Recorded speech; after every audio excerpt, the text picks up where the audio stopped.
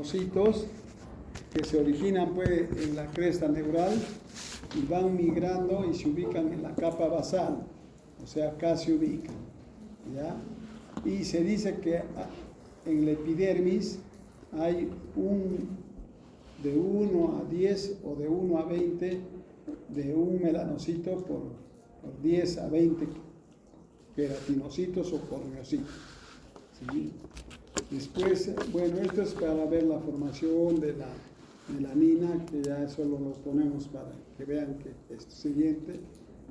Después tenemos la unidad melanoepidérmica, ¿no? Entonces, un melanocito de acá da pigmento a 36 queratinocitos y la melanina contenida en los melanosomas es transferida, ¿no? para los queratinocitos por sus puntas de sus ramificaciones, ¿no? Y a esto se llama transfusión citocrina. Entonces la melanina tiene también sus tipos y la melanina, la eumelanina va del oscuro al marrón, ¿no? Mientras tanto, o al negro. Y la feomelanina es la que es clara y que va del amarillo al marrón. O sea,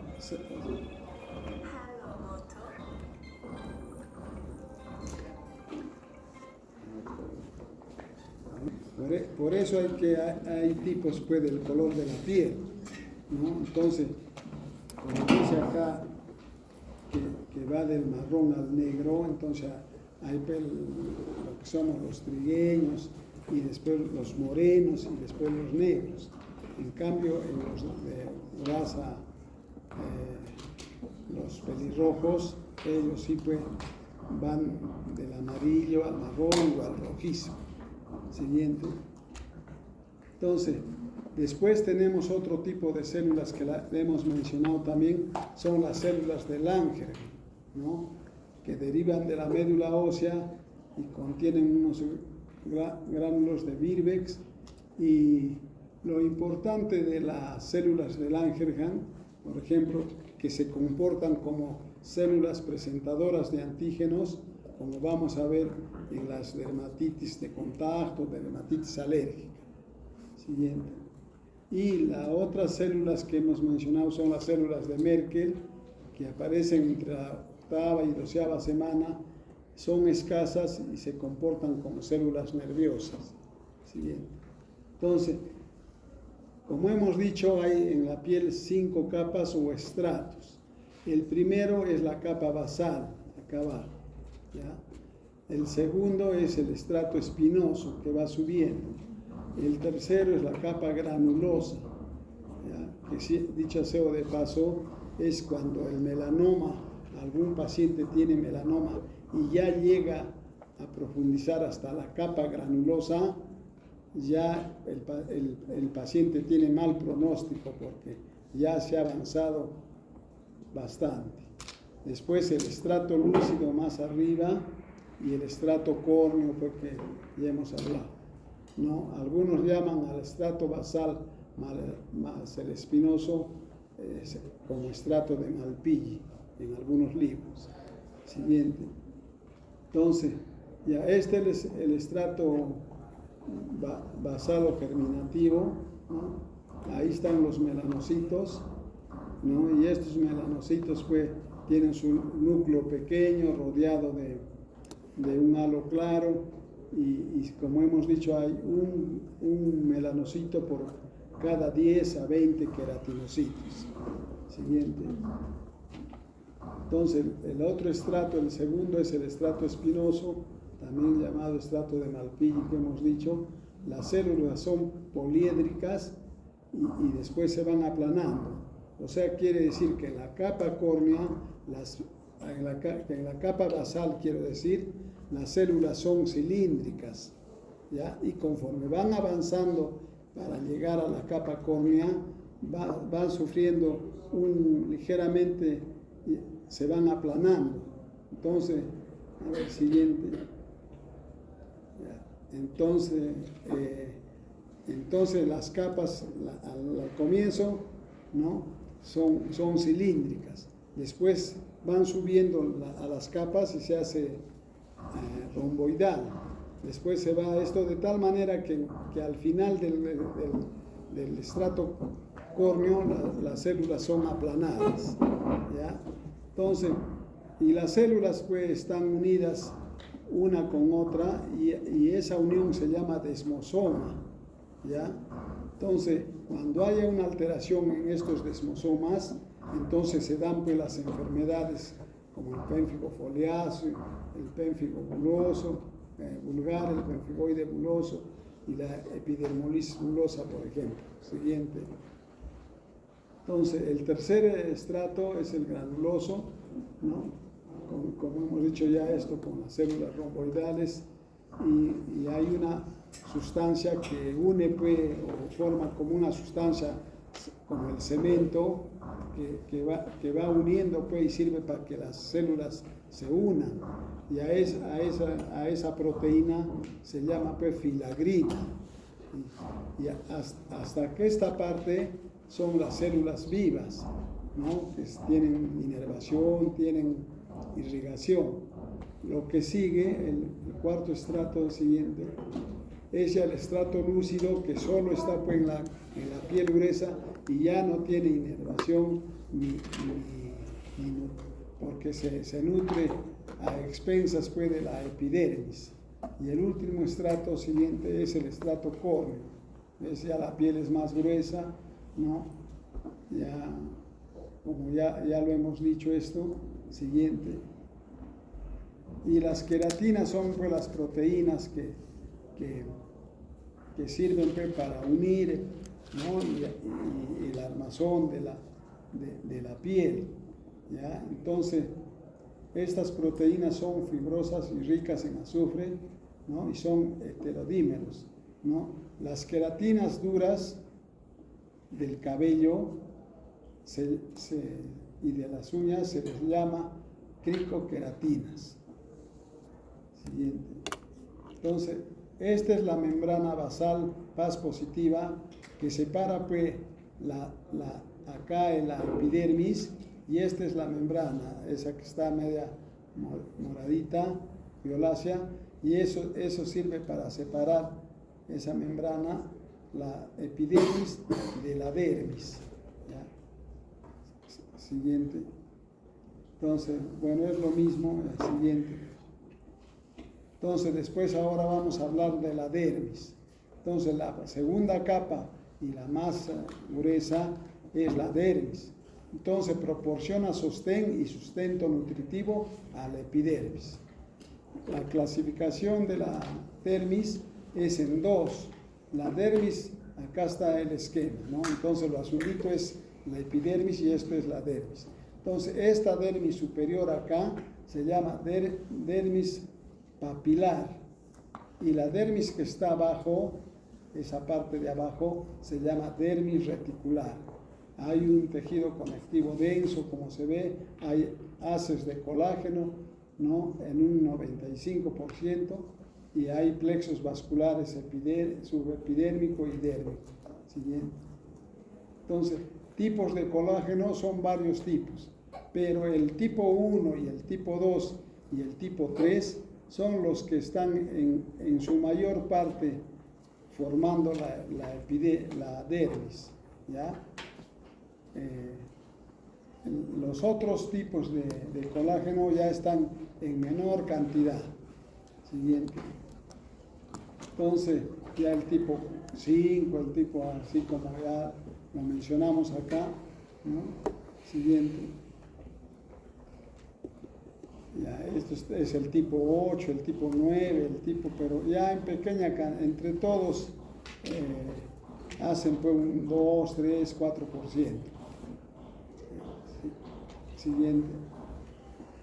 Y después las proteínas pues, que sirven para unir las células y la piel, así, para que haya la adhesión de las moléculas, ¿no? Y responsables pues, de la unión celular, son las caderinas, que están subdivididas en dos, ¿no? Las desmogleínas y las desmocolinas. y más que todo nos interesa pues las desmogleínas que se localizan en el cromosoma 18 y son importantes porque cuando haya una alteración de la desmogleína 1, eso va a ocasionarse en el pénfigo foliáceo. Si en la desmogleína 2 va a haber esta alteración en el cáncer de colon, y la desmogleína 3, que pesa 130 kilodaltons, se ve esta anomalía en el pénfigo vulgar. Siguiente. Entonces, y la tercera capa es la hipodermis, ¿no? Que se considera pues, parte de la piel, y como hemos dicho, hay pues, formado por las células grasas que se llaman pues, lipocitos, que están separados por tejido conectivo. Entonces, si en un paciente, por ejemplo, vemos que tiene un tejido blando y que es grasa, entonces a ese tumor, ¿qué le diremos? Que es un lipoma, porque está compuesto por lipocitos. Siguiente.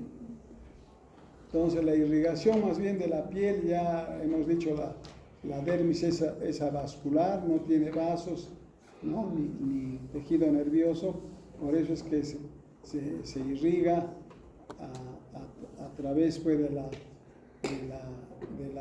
dermis, que le da pues, sustento a través del plexo subdérmico o profundo, las venas que están, ¿no? y las arterias que, como saben, siguen todo un curso paralelo pero inverso al de las arterias, y los linfáticos que nacen como capilares y también, ¿no? se ven en la dermis. Siguiente. Entonces, la inervación, ya hemos dicho que se ve aquí las terminaciones libres que penetran pues, desde la dermis van y penetran en la parte inferior pues, del epidermis. Y ya hemos mencionado también los corpúsculos que corresponden al tacto, al frío, al calor y a la presión. Y también hay que mencionar pues, que las terminaciones nerviosas eferentes inervan a las glándulas, a la musculatura de los vasos, ¿no? y del músculo erector del pelo. Bien. ¿Y qué músculo es lo que hay en la piel? El músculo erector del pelo, ¿no? Pili, ¿no? Hay también músculos lisos como en el escroto, en el pezón, en el areola mamaria, y hay músculos estriados también en la piel, en el cuello, ¿no? En los músculos pues, de la expresión facial, en el cutáneo del cuello y en el músculo que es bien conocido, que se llama platisma. ¿Sí? Entonces, en la piel también vamos a ver las glándulas, y son dos tipos, las glándulas sudoríparas y las glándulas sebáceas. Entonces, en cuanto a las glándulas sudoríparas que ocasionan pues, el sudor, hay las glándulas ecrinas, ¿no? con cambios de tamaño durante la excreción, y las apocrinas. Siguiente. Entonces, las glándulas sudoríparas ecrinas tienen su porción secretora, su porción excretora, su porción intradérmica, ¿no? y están en todas las regiones de la piel. Donde predominan las glándulas sudoríparas ecrinas, en las palmas de las manos y en las plantas de los pies, ¿no? Entonces, en los pacientes que son un poco estresados, un poco tensos, entonces hay algunos que tienen bastante sudor en la palma de la mano, generalmente también a veces en las axilas, y eso se llama hiperhidrosis axilar o hiperhidrosis palmoplantar, ¿no? Entonces, Y estas glándulas ecrinas no hay en los labios, en los glandes, no en la parte interna del prepucio. Siguiente. Entonces las otras glándulas sudoríparas se llaman apocrinas, ¿no? Entonces tienen también su porción secretora, excretora, todo, y más que todo donde se encuentran en determinadas regiones, por ejemplo en las axilas, los pezones, la ingle, la región anogenital y el ombligo. Y estas glándulas sudoríparas apocrinas, cuando están en el conducto auditivo externo, se les llama glándulas ceruminosas. Y cuando están en los párpados, se les llama glándulas de Moore. Siguiente. Entonces, ya tenemos después el otro tipo de glándulas, que son las sebáceas. Aquí esta es una glándula sebácea y es una glándula normal, ¿no? Así, acá. Pero estas glándulas sebáceas desembocan pues acá, ¿no? En el cuello, en el ángulo obtuso, ¿no? Entre la epidermis y el folículo erector del pelo, acá. Pues, esta es la glándula sebácea y ese sebo sale junto con el conducto que está pegadito del pelo. Entonces el tamaño de esta glándula sebácea es inversa, de acuerdo al diámetro del pelo. O sea que estas glándulas sebáceas serán más grandes en la nariz, por ejemplo, que solo tenemos vellito que a veces ni se mira, pero el cuello el cabello es más grueso pues, en el cuero cabelludo, pero ahí las glándulas son más bien más pequeñas. Entonces, estas glándulas, esto se ve pues, en el acné. Entonces, cuando la persona entra a la adolescencia y ya comienzan a funcionar sus hormonas, entonces esta glándula se crece como está acá, ¿no? Y se aumenta así de grasa, y por eso es que el cutis es grasoso, y por eso es que como se aumenta de grasa, hay bastante grasa en la cara. ¿Y dónde solo hay estas glándulas? En la cara, en el pecho y en la espalda. Entonces ahí hay bastante grasa, bastante sebo, y entonces se mete una bacteria que se llama Cutinibacterium acnes y se alimenta de esta grasa, y es la que hace salir pues, los granitos y las lesiones del acné. Por eso es que en el tratamiento se tiene que dar pues, antibiótico para poder mejorar el acné. Siguiente. Después tenemos las faneras. Las faneras se dice que son estructuras que sobresalen de la superficie cutánea. ¿Y quiénes lo componen las faneras? Los cabellos y las uñas. Entonces, en cuanto a los cabellos, diremos que son estructuras filamentosas, delgadas, compuestas, como hemos dicho, por queratina dura que se llama cricoqueratina, y si nosotros vemos las partes del cabello, si hacemos un corte longitudinal, vamos a encontrar el tallo, la raíz, ¿no? Y está compuesta pues, por células vivas en su mayor parte. Se dice que en la superficie corporal, en nuestro cuerpo, tenemos 5 millones de cabellos. Y en el cuero cabelludo puede ser cabellos rubios, pueden ser los cabellos negros, como se ven los mestizos, o pueden ser los cabellos pelirrojos. Y la longitud del cabello en una mujer es de 70 centímetros o más. En el hombre algo más de 20 centímetros. El pelo negro es más grueso que el pelo rubio y el cabello femenino es más grueso que el masculino, ¿no? Y un cabello fino tiene pues estos diámetros, ¿no? El cabello grueso es el que tiene los diámetros que lo estamos dando en milímetros. Siguiente. Tipos de cabellos, entonces hay unos tienen el cabello lisótrico o recto, o sea, el cabello lacio, ¿ya? Puede ser grueso, puede ser delgado.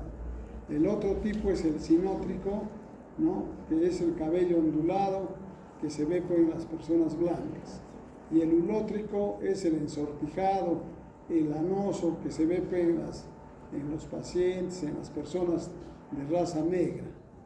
Y si nosotros hacemos un corte ya no longitudinal, sino transversal, al cabello lacio se le va a ver en forma circular y al ondulado se le va a ver en forma oval, ¿no? Y al ensortijado se le va a ver en forma elíptica. Siguiente. Entonces el cabello crece medio milímetro por día. Crece más rápido en jóvenes y casi se detiene cuando la persona tiene 65 años o más. El corte del pelo no influye en el crecimiento. Quiere decir que por gusto es lo que se cree, que córtate varias veces y te cortas a cero para que no se te caiga o te crezca más.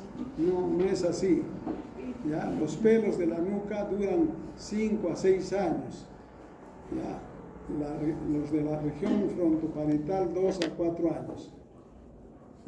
Y por eso es que cuando alguien, por ejemplo, se quiere hacer trasplante de él mismo de pelo, porque el pelo se cae acá adelante, entonces a veces quieren injerto de pelo, entonces se saca de acá atrás, porque el pelo es pues más duro y dura más tiempo, entonces no se saca de acá adelante y se pone paladito, no dura pues nada, dura un año y medio o menos y otra vez. Claro que eso conviene a los que implantan el cabello porque tienen más pacientes, pues, y qué mejor que vuelvan y regresen otra vez, ¿no?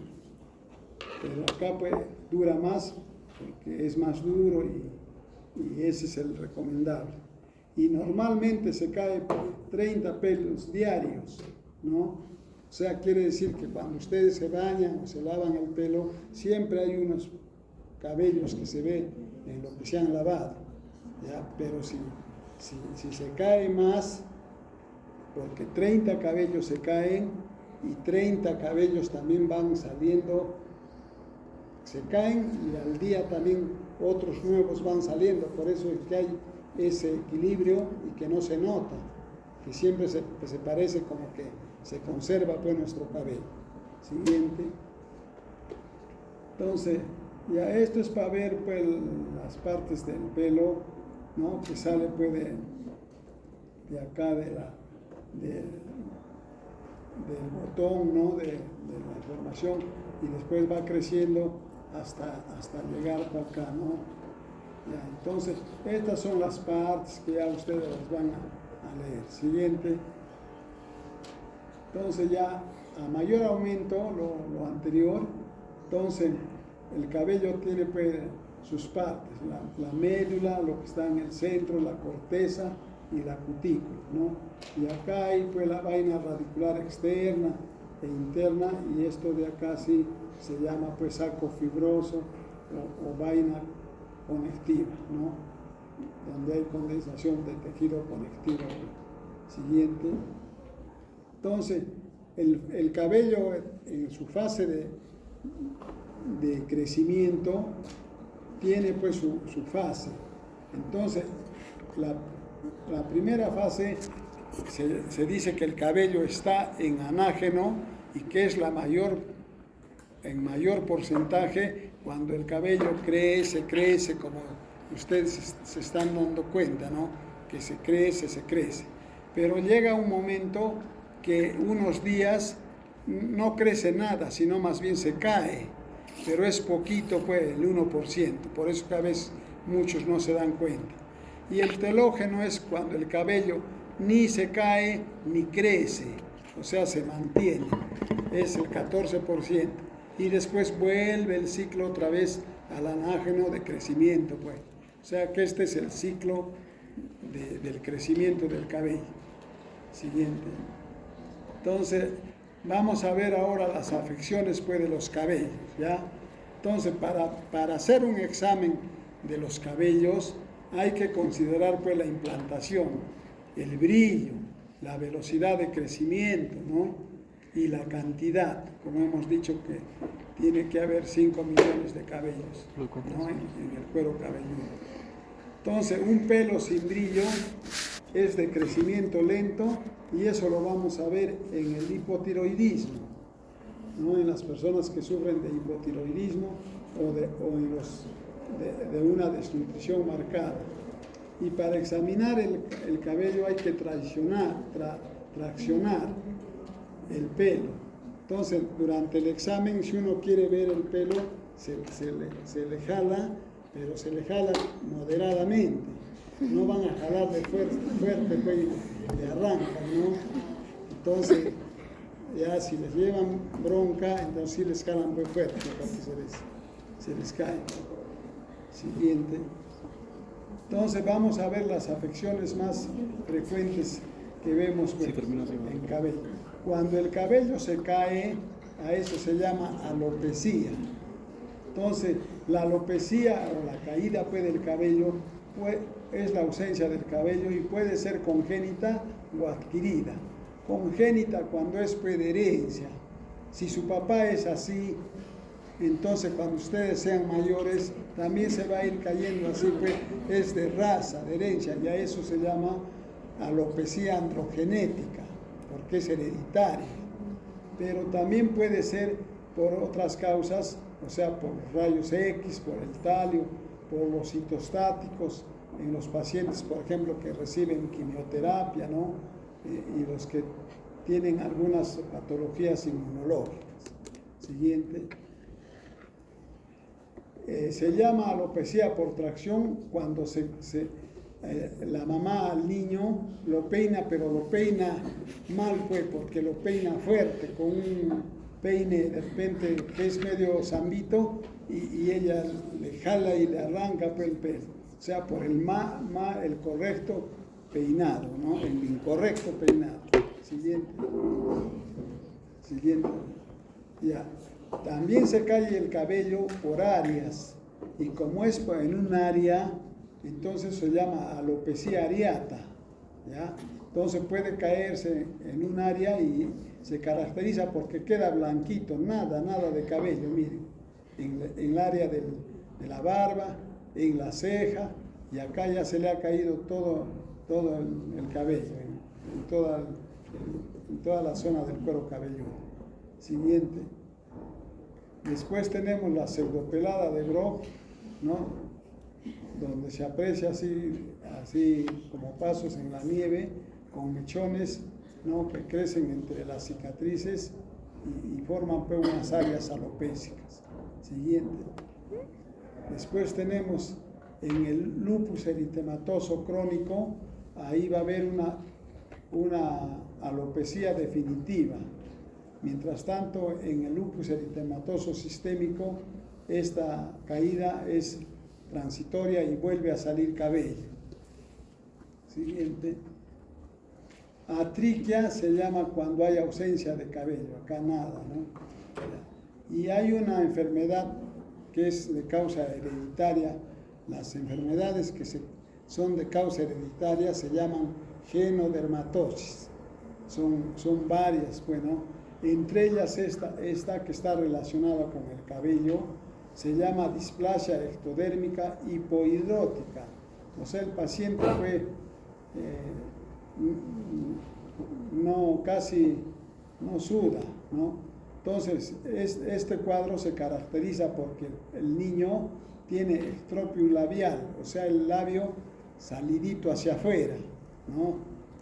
Así de esa forma, un labio caído, un labio grande. Después tiene la frente olímpica, ¿no? Tiene la implantación baja de las orejas y tiene el cabello esparcido, ¿no?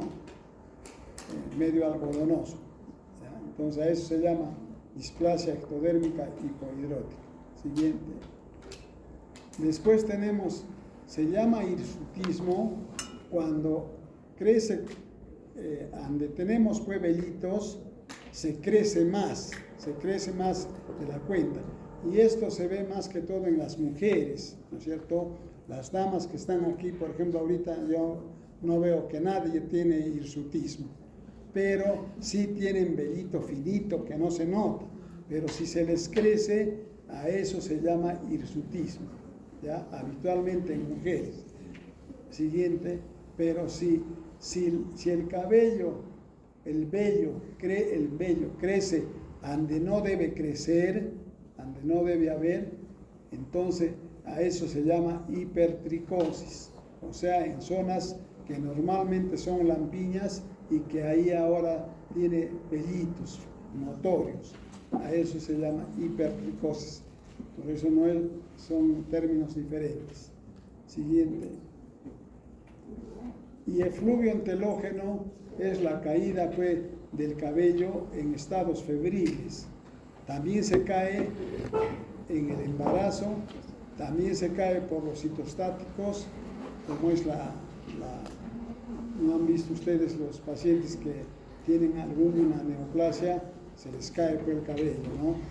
Porque la quimioterapia pues fuerte lo hace caer, ¿no? Y también en la desnutrición se ve caída del cabello. Siguiente. Y acá, por ejemplo, hay una enfermedad que se llama foliculitis y perifoliculitis supurada y abscedada de Hodgman. Ahí pues se ha caído el cabello así en zonas, ¿no? Y esto hay que dar un tratamiento que se llama una medicina especial que se llama isotretinoína para mejorar este cuadro de esta foliculitis abscedada de Hodgman. Entonces, ustedes seguro que la mayoría de ustedes sabe que hay un medicamento que es el patrón de oro del acné, que se llama pues isotretinoína, que se usa para cuando el paciente tiene un acné severo y no le hace el medicamento que dice la regla que se debe dar, las tetraciclinas, la doxiciclina, la minociclina, el tetralizal. Pero cuando no le hace eso, entonces se tiene que dar isotretinoína, que es un medicamento derivado de la vitamina A y que es pues, excelente para el paciente que tiene acné nódulo quístico, que es acné pues, severo. Entonces antes era bien difícil conseguir la isotretinoína porque se traía de Estados Unidos, pero ahora ya hay en el Perú y hay pues, la competencia. El único que había antes era el Roacutan, que siempre hay, que es el de marca, y los otros le ha salido la competencia y ahora ha bajado por el precio. Entonces, así es factible ya usar. Ahora en este tiempo ya no es como antes que esto costaba 300 soles la caja cuando recién apareció y el sueldo mínimo era 120 soles. Entonces el papá no podía comprar al hijo pues, porque si no los demás se quedaban de hambre, porque no había para el diario. Pero ahora esto cuesta 180, 200 y no hay razón para que ya no usar, pero se tiene que usar pues, con las reglas que amerita, ¿ya? Entonces se usa también para estos casos, se usa para la foliculitis a gran negativo, se usa para las verrugas también en algunos casos y así la isotretinoína. Pero sí tiene pues sus efectos adversos que sí se puede darle solución. Entonces por ejemplo, si reseca bastante los labios. Entonces eso, no hay motivo para decir, no uso porque se me reseca. Si ustedes se pueden usar a cada ratito un poquito de grasita para los labios que se llama acnidem labial y ya está, ¿no? Pero sí, más bien el problema es para las damas que no se pueden embarazar de ninguna manera porque es teratogénico. En los varones sí no hay problema porque ves que ellos no se embarazan, entonces no hay problema. Siguiente, eso ya vamos a cuando hablemos pues del acné, ¿no? Entonces, la poliosis es cuando hay un mechón negro y un mechón blanco, o sea, blanco y negro, ese se llama heterocromía. Hetero es varios y cromos es color. Siguiente. Después, molinétrica es cuando hay la dilatación del cabello. Mira, acá se dilata y acá más bien se adelgaza, hay estrechamiento. Acá ya es una figura, una foto. Esto se llama iconografía en un paciente que tiene este problema. Siguiente. Falsa tiña amiantácea es una variante de dermatitis seborreica. Acá el cabello está completo, sino que es tanta la caspa que sale la descamación que está enterrando pues las raíces y parece una falsa tiña, por eso es falsa tiña amiantácea, pero el cabello está normal. Siguiente. Ya, pili annunati es cuando hay pelos rojos en áreas claras y en áreas oscuras. Y pili torte es cuando el pelo se tuerce sobre su propio eje, se retuerce. Eso es pili torte. Siguiente. Pil, signo de la bandera, cuando hay pelos rojos entre el pelo negro. Eso se ve en el guasyorco, que es pues, los niños desnutridos, ¿no? Siguiente.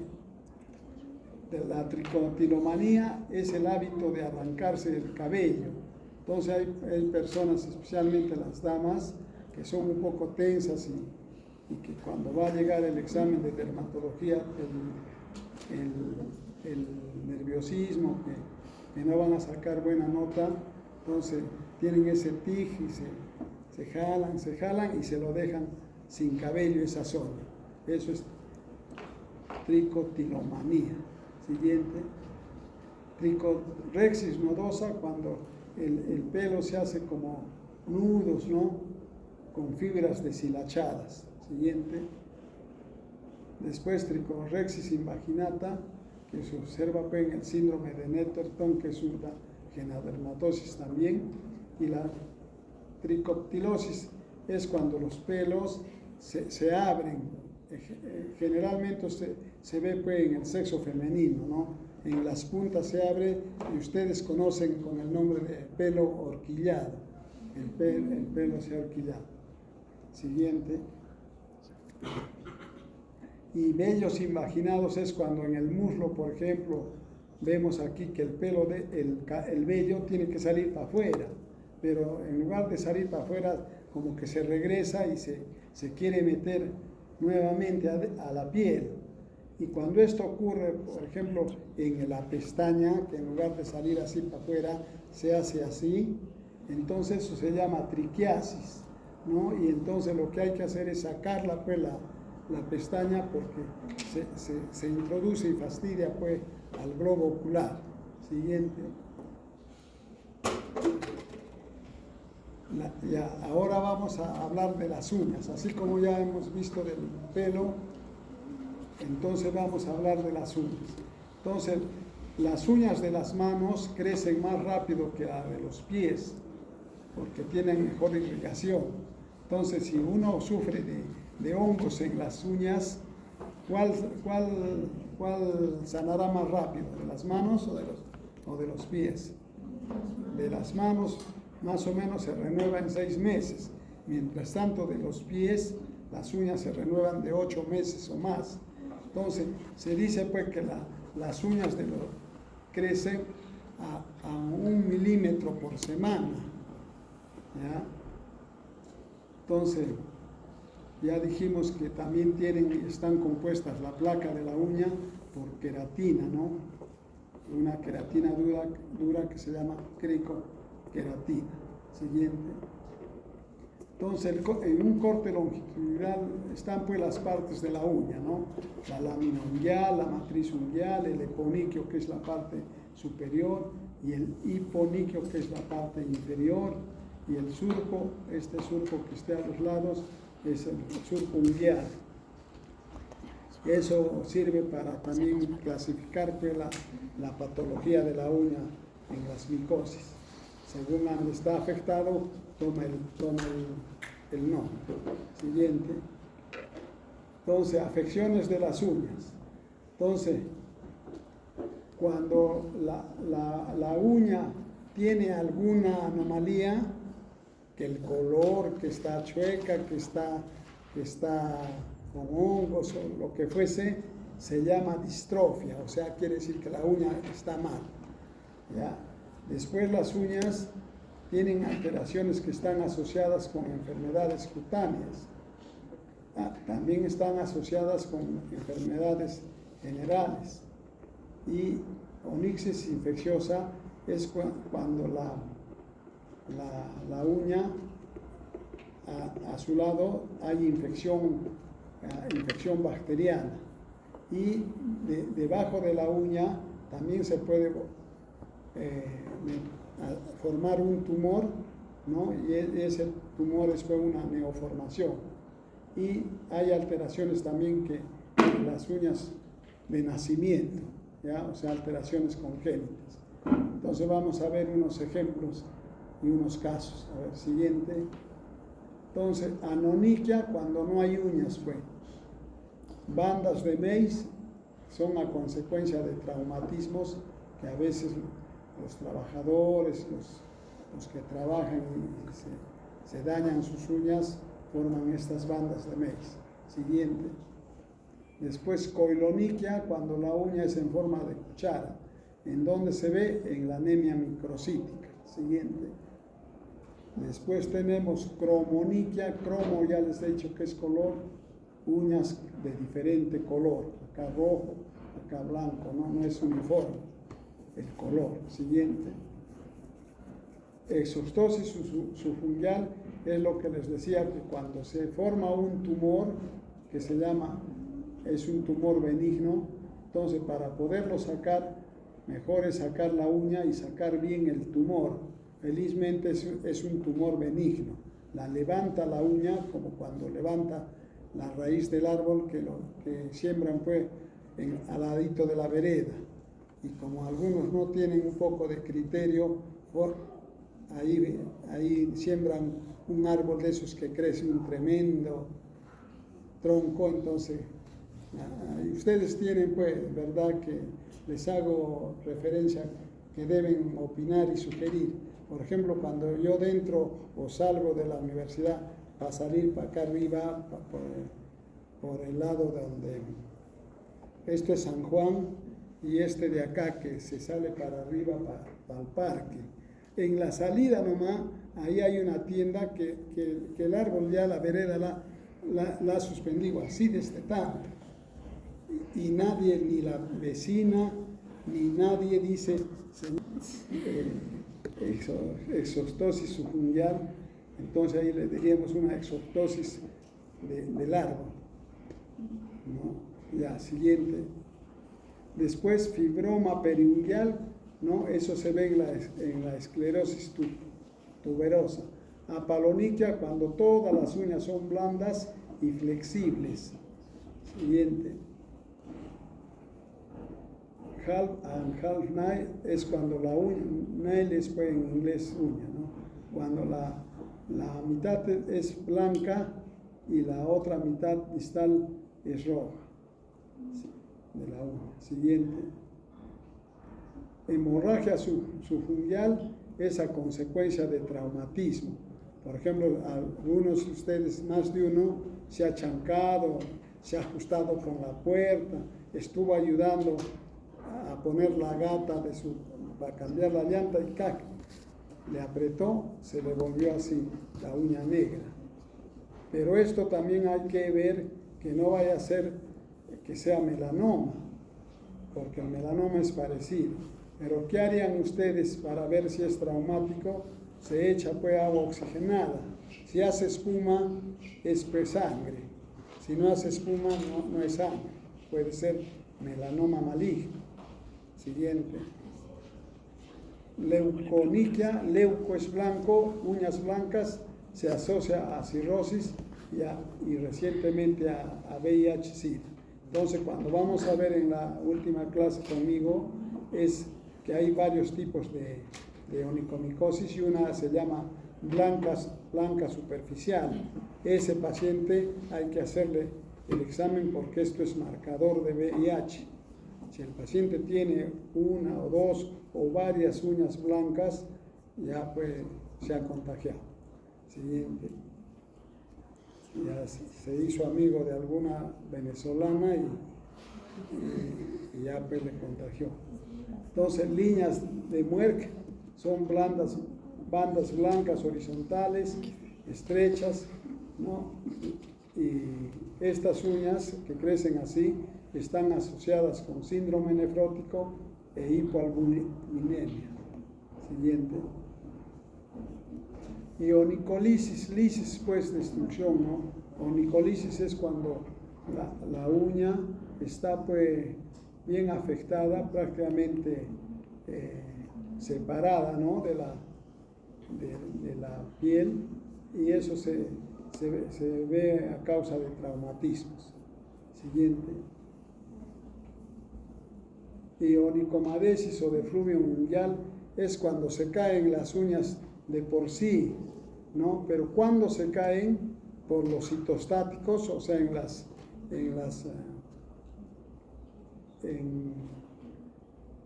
los pacientes pues, que se les hace quimioterapia, y también en los niños.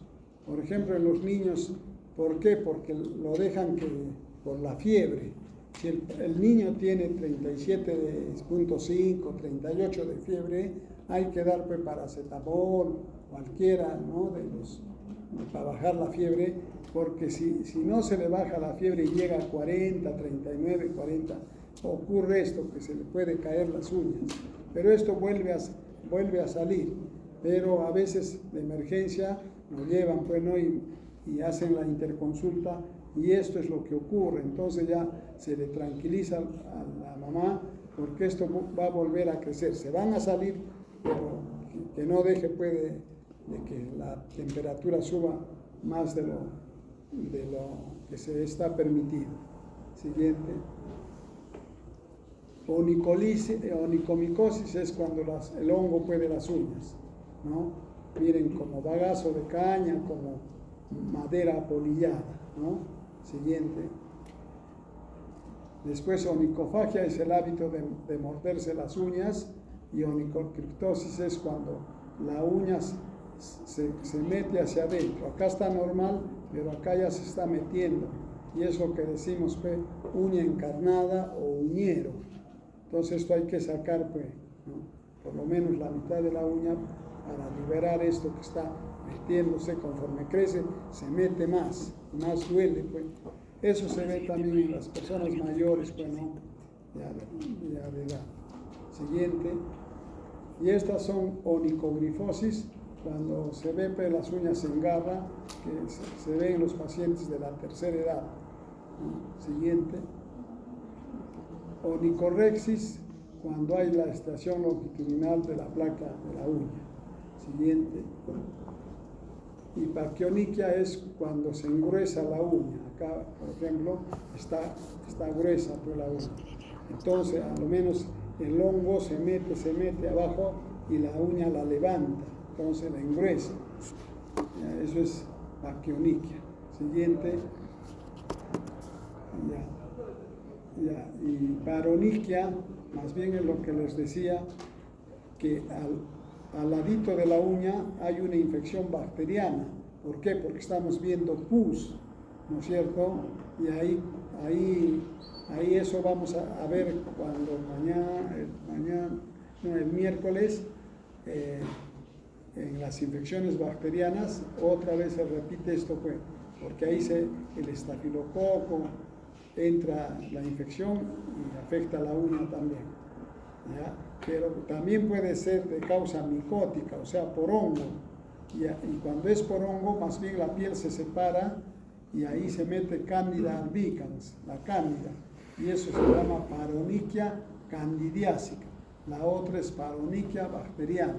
Entonces el tratamiento acá será antibiótico y acá será antimicótico. Y acá se llama, cuando se separa, se llama el signo de la tarjeta, porque tú metes un papelito y se entra para adentro, como cuando se usa pues la tarjeta, no se va para adentro y ya le sale con suerte plata, cheques, eso. Siguiente. Pero esta no, lo meten en el papelito y no va a haber plata. Y panadizo herpético es cuando lo que conocen pues que le ha dado el beso de la araña, esto es herpes simple, y que no solamente el herpes en su mayor parte sí da al lado de la boca, en el labio inferior, pero también puede dar al lado de la uña.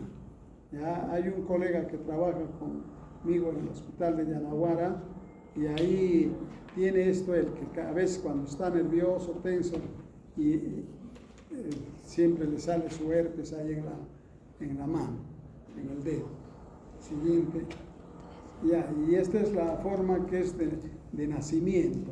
Se llama pterigium unguial. ¿Ves? Acá la uña no conserva pues así la rayita donde de acá para allá es piel y de acá para acá es uña, lo normal. No, se pasa nomás. Y no hay esa división de la lámina unguial. Eso se ve pues en el líquen plano de la uña. Siguiente.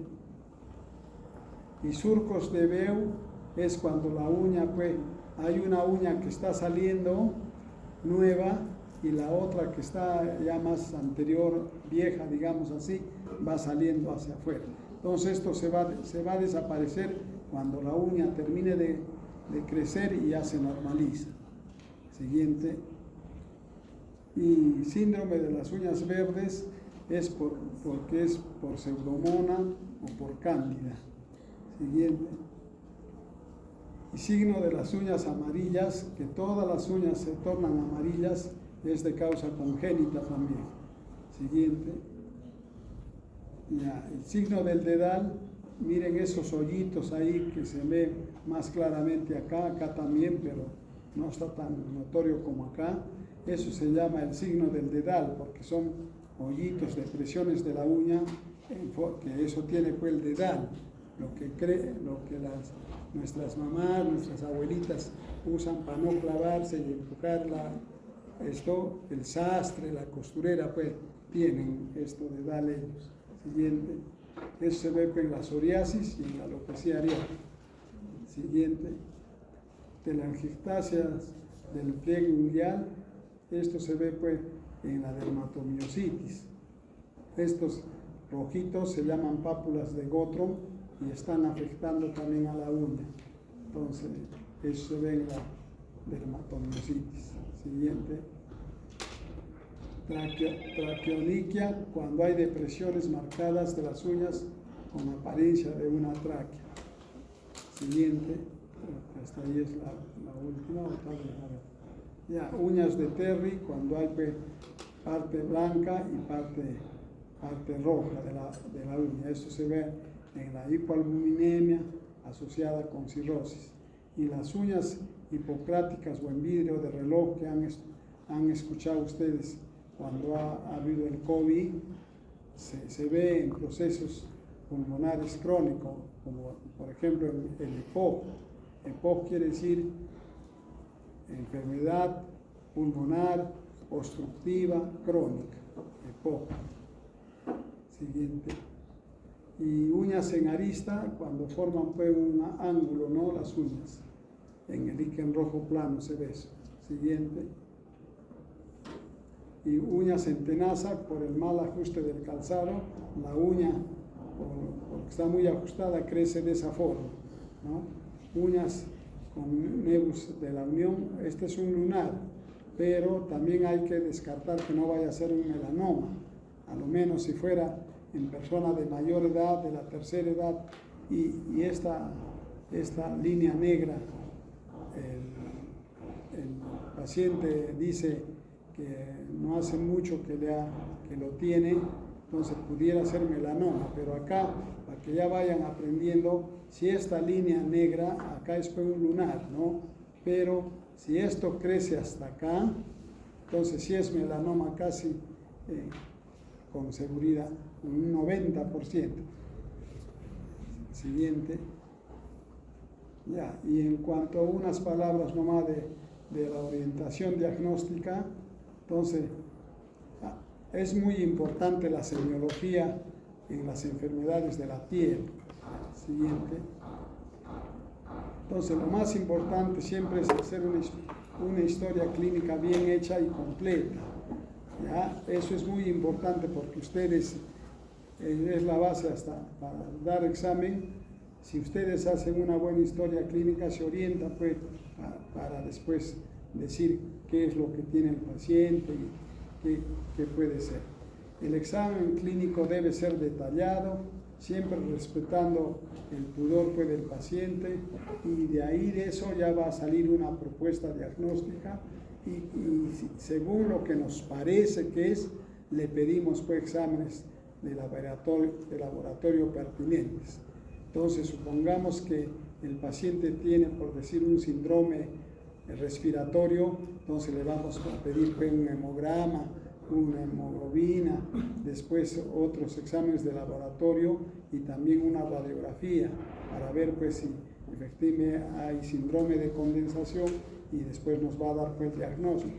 Y al tener el diagnóstico preciso, entonces sí pues ya vamos a dar un tratamiento adecuado, porque si el diagnóstico no es claro, ustedes le dan otra cosa y nada, pues no va a ir bien el paciente.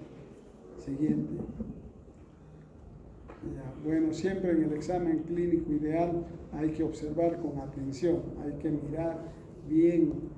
Y siguiente.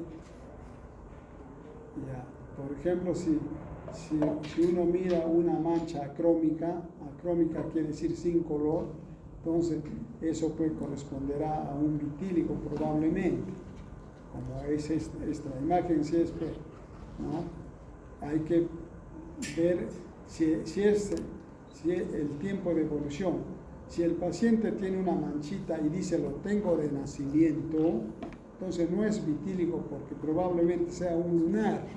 Y a ese tipo de lunar se llama nevus anémico o nevus acrómico, o sea, sin color. No olvidar pues la importancia del buen trato al paciente. Siguiente. Ya, y en cuanto a ya que hemos hablado de las manchas blancas, también hay otras que son las manchas oscuras, ¿no? Que a esas manchas oscuras se llama melanosis, ¿no? O sea, y en las mujeres que están embarazadas o así no estén, o también algunos varones que tienen igual, eso se llama melasma. Entonces, y completo es melasma facial porque es en la cara, ¿no? Siguiente. Entonces, cuando hay la mancha, a eso se llama pues, hiperpigmentación, como tiene esta señora, ¿ves? Esa es una melanosis facial. Mientras tanto, a veces, si ustedes se han quemado, o se han hecho una herida, o se han golpeado, después se mancha con el sol, ese ya no es puesto, sino es una melanosis postinflamatoria, porque ha habido un golpe. Siguiente.